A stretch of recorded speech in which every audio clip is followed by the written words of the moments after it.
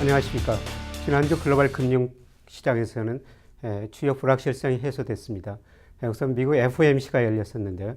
여기서 금리 인상 시그널이 나타나지 않을까 이런 우려가 시장에서 제기됐습니다만 실제로는 양적 완화 종료 후에도 상당 기간 저금리를 유지하겠다 이렇게 발표가 됐었습니다. 그래서 미 주가가 사상 최고치를 경신해 갔었습니다.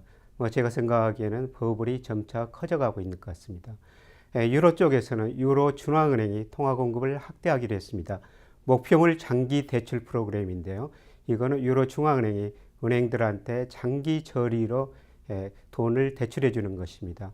826억 유로 대출됐는데 예상보다는 좀 적었습니다. 기업의 자금 수요, 가계 자금 수요가 별로 없었기 때문에 은행들이 중앙은행에다가 대출을 상대적으로 적게 요구한 것이죠. 스코틀랜드에서는 독립투표가 부결됐습니다. 잘 아시는 것처럼 55대 45였죠. 금융시장의 불확실성을 해소시켜줬었고요. 그 다음에 지난주 일본에서는 엔 약세가 상당히 심각하게 진행됐습니다. 엔달러 환율이 주말에 109엔까지 갔었는데요. 이 수준은 2008년 8월 글로벌 금융위기 바로 직전이었죠. 그 수준까지 간 것입니다. 그래서 엔 약세가 되고 일본 주가는 지난주 2.3%나 상승했습니다. 앞으로 엔 약세가 더 지속될 가능성이 높은데요.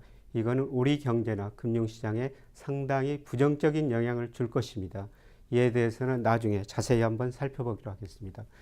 지난주 글로벌 금융시장에서 가장 큰 이슈는 중국의 부동산 버블이 붕괴되지 않느냐 이런 우려였습니다.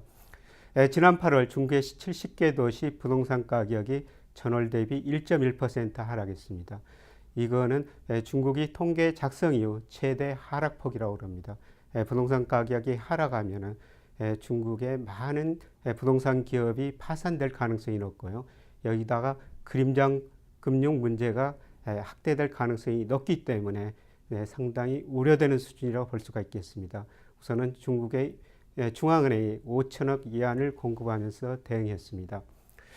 그래서 이 시간에는 과연 중국 경제가 장기적으로 어떻게 되고 앞으로 2, 3년 후에는 어떻게 될 것인가 이런 문제를 살펴보기로 하겠습니다. 사실 우리가 2007년, 2008년에 중국 관련 주식형 펀드를 많이 팔아가지고 실패한 경험이 있었는데요. 지금도 많은 분들이 그때 든 펀드 어떻게 해야 되느냐 저한테 이런 질문을 합니다만은 저는 조금 더 인내를 가지십시오 이런 말씀을 드리는데요. 우선 그 중국 경제를 장기적으로 한번 살펴보겠습니다. 중국 경제가 그동안 세계 경제에서 생산자 역할을 했죠. 싼 임금을 바탕으로 물건을 아주 저렴하게 생산해서 전 세계에 공급했습니다. 사실 우리도 그동안 중국 때문에 물건을 굉장히 싸게 쓸 수 있지 않았습니까? 그런데 중국 경제가 이제 세계 경제에서 소비자 역할로 바뀌어가고 있다는 것입니다. 전 세계 역사를 보면은 1인당 국민소득이 3,000달러가 넘었을 때 소비 주체로 부상하는데요. 중국이 작년에 이미 6,000달러가 넘었습니다. 그림이 상징적인 건데요.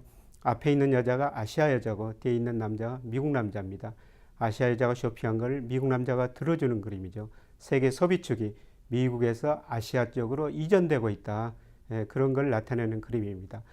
사실 그동안 미국 사람들이 엄청나게 소비하면서 세계 경제 성장을 이끌어갔습니다. 그런데 이 사람들이 과거보다 은행에서 돈을 너무 많이 빌렸었고 그 다음에 최근 주택가가 약간 반등하고 있습니다만 주택가가 폭락했지 않습니까? 과거보다 소비 여력이 줄어들었다는 것이죠.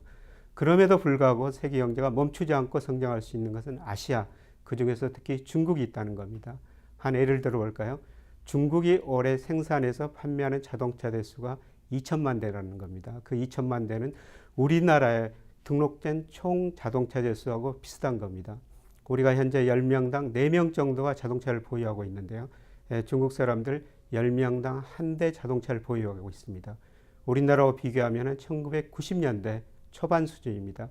우리 그 이후로 자동차 수요가 얼마나 많이 늘어났습니까?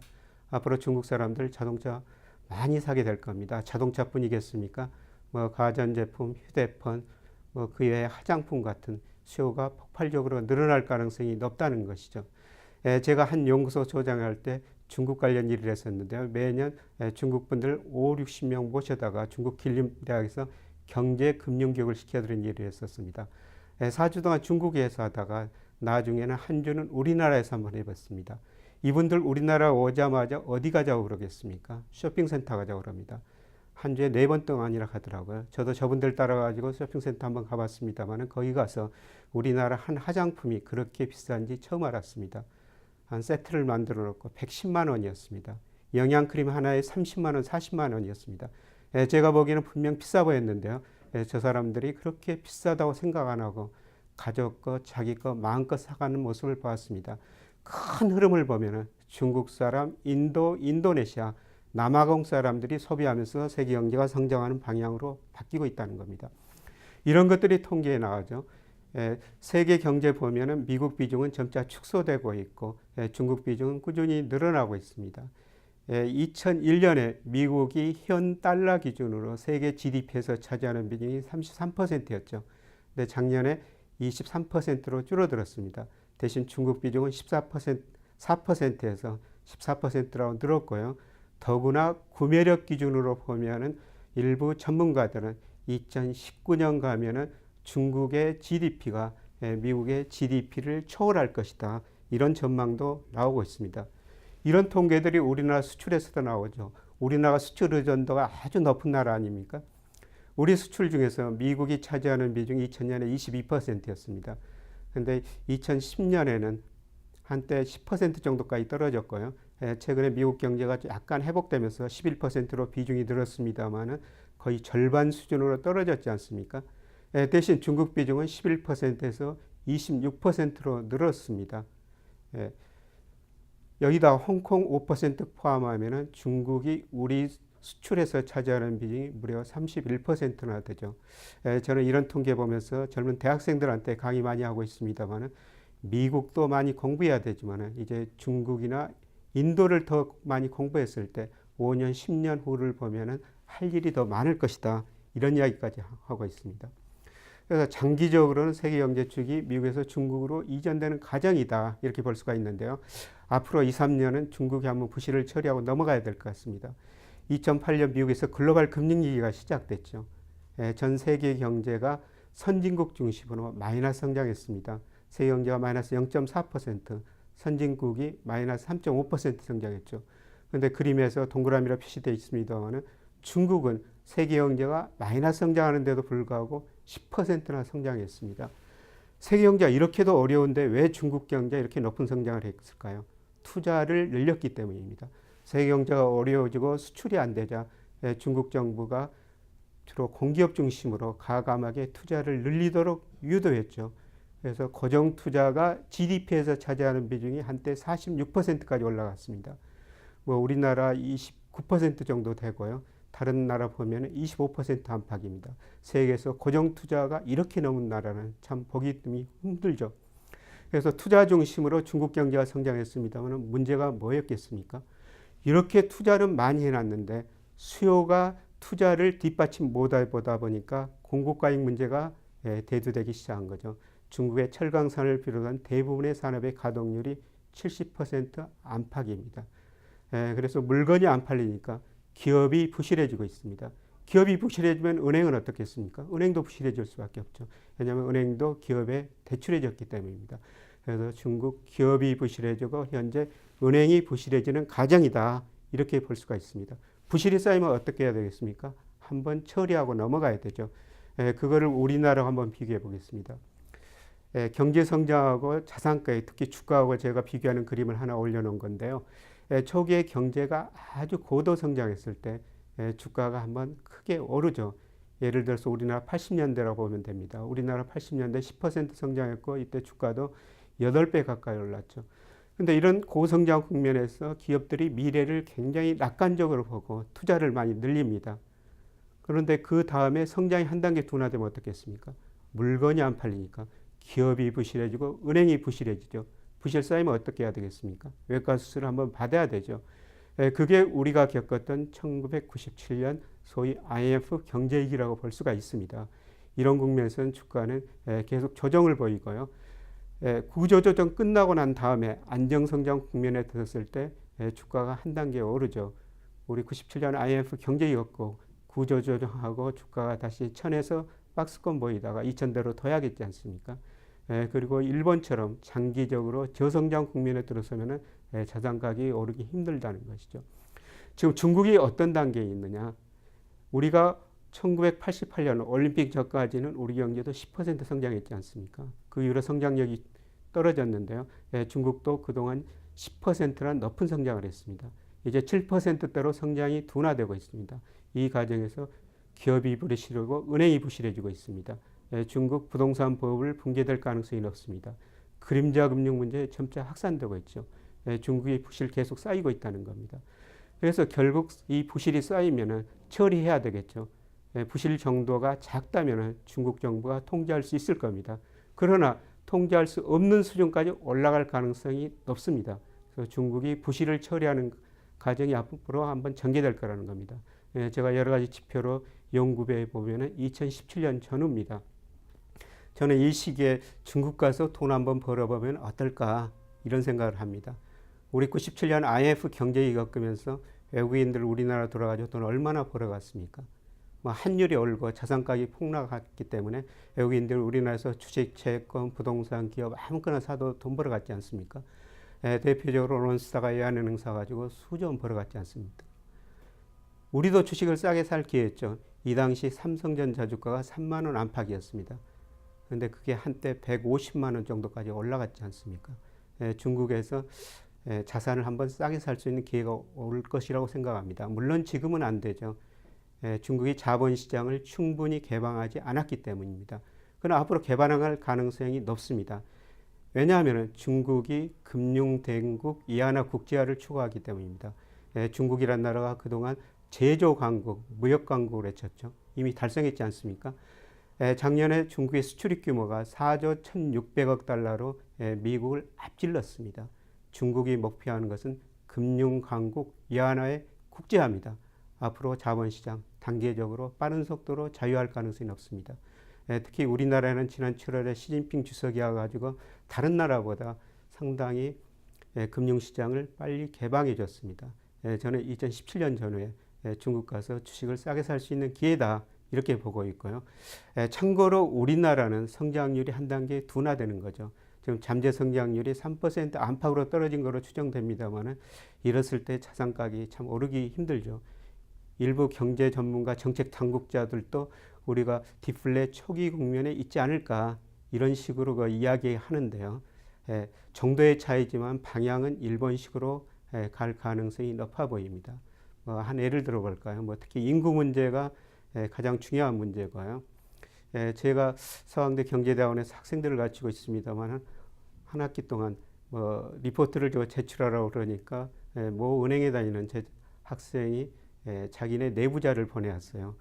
한 10분에 지워달라고 이렇게 다시 메일을 보내왔습니다만 지워달라면 지우겠습니까? 제가 보고 싶어서 봤죠. 그렇게 중요한 문서는 아닌데요. 일본의 골프 시장을 분석했었습니다. 일본의 골프 인구가 1992년에 정점이었다는 것이죠. 그 뒤로 골프 회원 가격이 여러분 평균 얼마나 떨어졌는지 아십니까? 평균 95%가 떨어졌습니다. 그런데 이 보고서의 결론은 우리나라 골프 인구는 2012년이 정점이었다는 겁니다. 그래서 그 전후로 골프 회원 가격이 많이 떨어졌습니다. 이게 끝이 아니라 시작이라는 것이죠. 앞으로 갈 길이 멀다는 것이죠. 그래서 골프장에는 대출을 신중하게 하자 이런 보고서였습니다만 제가 한 예를 든 것에 불과합니다만 장기적으로는 우리 경제가 일본식 불황으로 갈 가능성이 상당히 높다 이런 진단들이 많이 나오고 있습니다. 이거는 좀 다른 이야기였고요. 지금 중국 이야기를 하고 있습니다만 우리가 97년, 2008년 외환위기, 글로벌 금융위기를 겪으면서 상당히 환율이 높은 수준을 유지했습니다. 그래서 우리 경제가 지나치게 수출 중심으로 성장했죠. GDP에서 수출이 차지하는 비중이 2002년에 30%였습니다만 2012년에는 무려 56%까지 올라갔습니다. 수출 의존도가 굉장히 높아진 나라로 변화가 된 것이죠. 그런데 이 수출 중에서도 자세히 살펴보면 중국 수출 비중이 무려 26%로 중국에 대한 수출 의존도가 굉장히 높아졌다는 겁니다.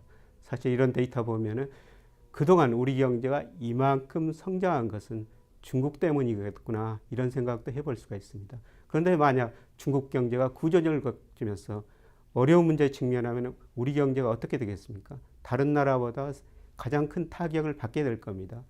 올해 들어서 그런 조짐이 서서히 나타나고 있는데요.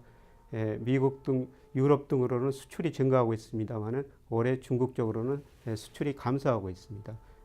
그래서 우리 경제가 부정적 영향을 받을 수밖에 없는 것이죠. 한편 무역수지 흑자를 보면요. 작년에 우리나라 전체 무역수지 흑자가 440억 달러 정도 됐습니다. 근데 중국 한 나라에서 얻은 무역수지 흑자가 무려 638억 달러입니다. 그림에 선이 전체 무역수지 흑자고 그 다음에 막대가 대중 무역수지 흑자입니다만은 2005년부터 우리가 중국 한 나라에서 벌어들인 돈이 전체 무역수지 흑자보다 많다는 것입니다. 그런데 중국 사람들이 그동안 이 돈을 달러로 결제해 줬어요. 우리나라 수출업자가 중국으로 수출하고 달러를 받아온 것이죠. 근데 앞서 말씀드렸습니다만은 중국의 목표가 뭐라고 그랬습니까? 금융강국 위안화의 국제화라는 것입니다. 앞으로 우리가 수출하면은 달러 대신 위안화를 주겠다는 것이죠. 매년 600억 달러 넘은 무역수지 흑자를 보일 거로 전망이 됩니다만은 그거를 우리 수출업자들이 다 달러 대신 위안화로 받게 될 것이라는 겁니다.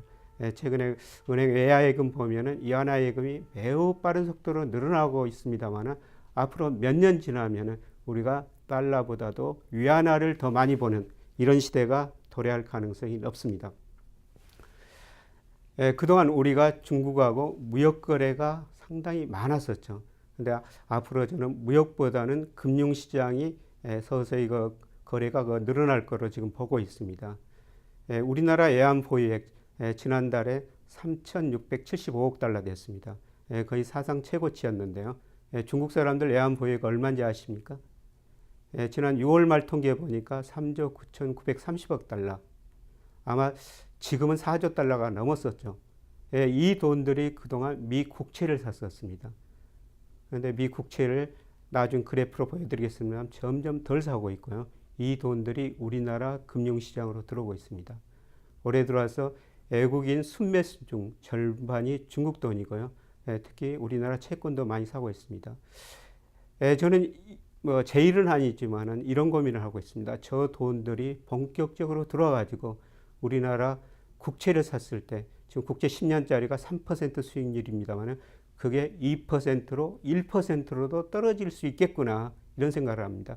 그랬을 때 우리나라 금융회사, 과연 보험회사들이 어떻게 견딜 수 있는지 상당히 궁금합니다. 여러분 전부 보험 가입하셨죠? 얼마 금리 받기로 하셨습니까?